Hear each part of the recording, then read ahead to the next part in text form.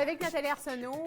Elle me présente tout le temps des choses intéressantes. Je dois vous avouer, à première vue, son fromage ressemble à du savon.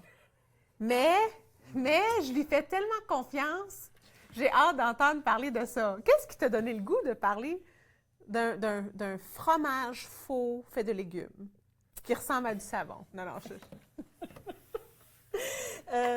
Bon, l'art de déstabiliser sa chroniqueuse. Non, mais qu'est-ce qui t'a donné le goût de parler de ça?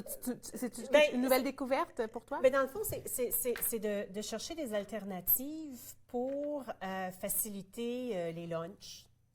Parce que toi, tu as coupé les produits laitiers au complet. Oui, il faut couper les produits laitiers au complet pour mon fils parce que ça l'empêche de dormir, ça lui donne des troubles de respiratoires, puis des choses comme ça. Donc, puis c'est pratique un fromage dans une boîte à lunch. Puis j'ai déjà fait une chronique sur les fromages à base de noix. Ça ne fonctionne pas à l'école, ça. On ne peut pas envoyer ça à l'école. Donc, c'est bon à la maison, mais quand vient le temps d'envoyer quelque chose dans la boîte à lunch pour nos petits amis qui ont des intolérances aux produits laitiers, mais à ce moment-là, il faut être un petit peu plus créatif. Parce que c'est vrai que les noix sont beaucoup utilisées pour les laits de noix. C'est ça, pour remplacer comme substitut justement aux produits laitiers et ainsi de suite. Donc, j'avoue que ça sent délicieux. Hein? Comme, ça... Okay. Vous ne voyez pas encore, là. Mais on peut ça ressemble vraiment au savon. C'est à cause du moule que j'ai utilisé. Oui. C'est parce que il faut mouler. Une fois qu'on a fait notre pâte à fromage, on la moule. Et puis, bon, je me suis amusée à la mouler avec des moules rigolos pour mon fils, parce que c'est toujours meilleur quand c'est cute. Oui. Écoute, je te taquine, là, mais ça sent vraiment bon. Je sens, il y a comme... J'ai comme le goût de dire qu'il y a du chou-fleur là-dedans. Celui-là, c'est un fromage au chou-fleur. Oh! Oui. Donc celui-là est au chou-fleur. J'en fais un aussi avec la patate sucrée. Okay. Il y en a Est-ce qu'il devient orange? Il est orange, celui-là. Ah, comme un cheddar orange? Exactement. Un faux cheddar. Comment tu dirais ça? Un fromage. Là, je me complique pas plus la vie que ça, moi. Un fromage orange? Il y en a à la courgette, donc au zucchini. Oui. Puis, on peut faire un genre de mozzarella, de faux mozzarella, juste avec du lait de coco aussi. Donc, donc, il y a des alternatives très intéressantes qui existent pour remplacer le fromage. Bon, c'est sûr que je pourrais pas mettre ça, je peux râper. Ça se râpe facilement. Ça fait un beau fromage râpé qu'on peut étendre là, sur le spaghetti. Sur le spaghetti. Est-ce que ça va fondre quand ça fond pas. Ça fond pas. Non. Mais le mozzarella à la noix de coco vient un petit peu comme... Excusez l'expression en anglais, là, mais gooey. Oh oui, OK? Donc, ce qu'il faut faire, c'est qu'on fait cuire la pizza d'avance. Là, une fois qu'elle est presque toute cuite, là, on met cette recette de fromage-là dessus, on la remet un petit peu au four pour la réchauffer, puis là, ça s'étend un petit peu, mais c'est certain que ça n'agit pas comme le fromage. Ça ne deviendrait pas un agent liant, par exemple, dans une pâte au chou-fleur, une pâte à pizza au chou-fleur, ou des choses comme ça. Non. Mais dans le lunch, avec un concombre ou un craquelin, c'est fantastique. Puis il aime ça. Ben, puis comment tu le fais? Oui, bon, là, on va... Et voilà, tu sais. On goûte? Goûte. Moi j'aime goûter, là, mais je vais prendre mon temps. Puis ça se coupe comme un fromage, puis ça se râpe comme un fromage. C'est vrai que ça s'est coupé comme un fromage, oui. OK. Donc, la texture est très, très, très, très semblable à celle du fromage. C'est semblable. C'est semblable. Donc tu n'as pas l'impression de manger quelque chose de complètement différent, là. Oui, OK. C'est intéressant. Je peux voir. Oui, OK.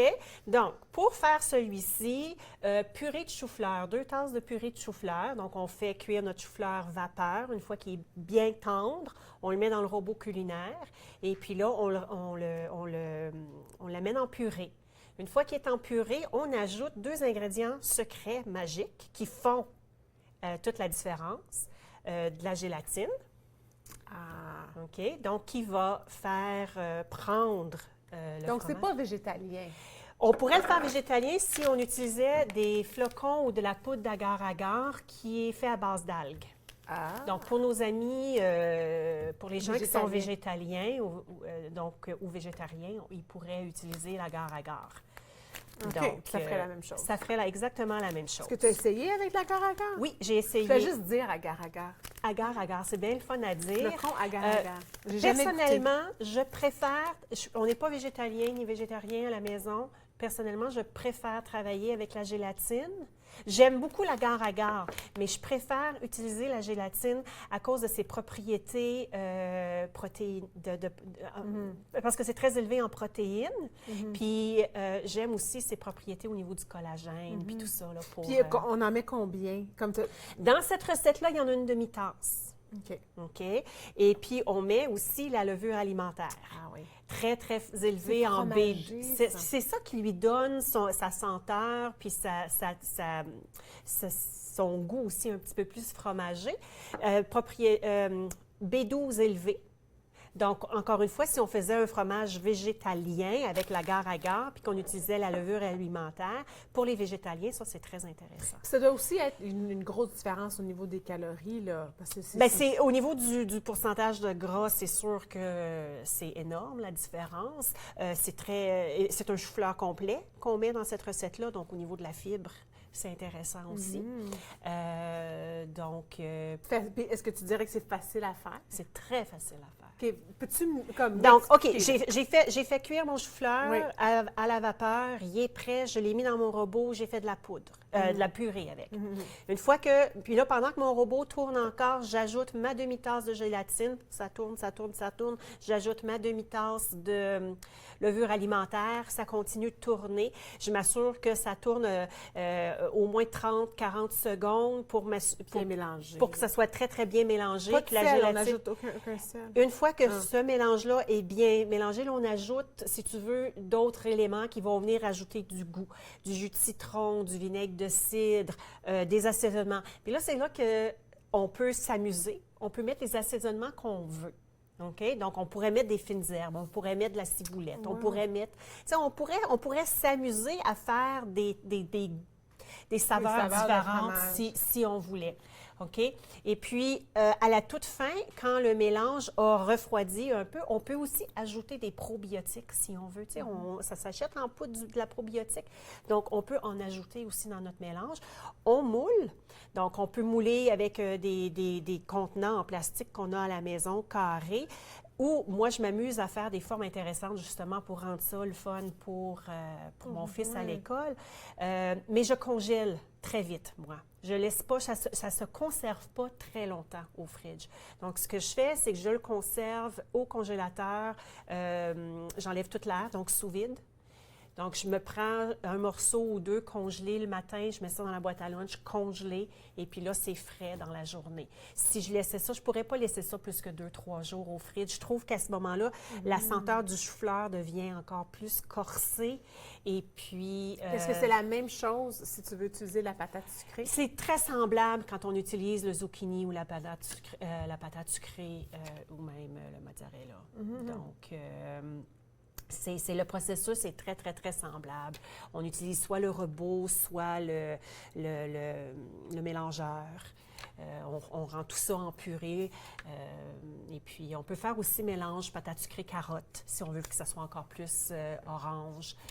Puis encore une fois, ça, ce sont des fromages qui se râpent très bien et puis qu'on peut juste ajouter. C'est fascinant, Nat. Oui. Merci beaucoup d'avoir partagé. C'est vraiment... Bien, je pense parce que je pensais que c'était du savon. Non, mais tu sais, c'est ce que je voyais. J'ai une collègue, moi, qui a pensé à un moment donné que c'était du chocolat blanc. Elle était bien déçue. Ah, très différent que du chocolat blanc. Quand elle ne s'attendait pas à ça. Mais en général, on y goûte, puis c'est intéressant. C'est intéressant. Et puis, mélanger avec autre chose, c'est encore mieux. Comme avec un craquelin. Avec un concombre ou avec un craquelin ou dans un sandwich ou quelque chose comme ça. Là, c'est vraiment intéressant. Ça fait comme un fromage. C'est ça. Toute seule...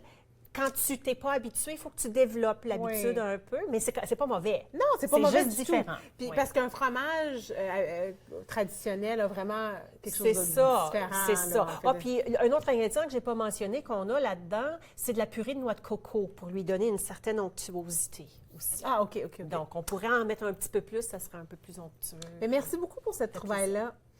Ah, c'est bon. Honnêtement, c'est quelque chose à essayer, surtout si les produits laitiers, pour vous, c'est quelque chose, et aussi les produits de noix. Hein, pour le... C'est ça pour les Ça, c'est une très bonne distinction.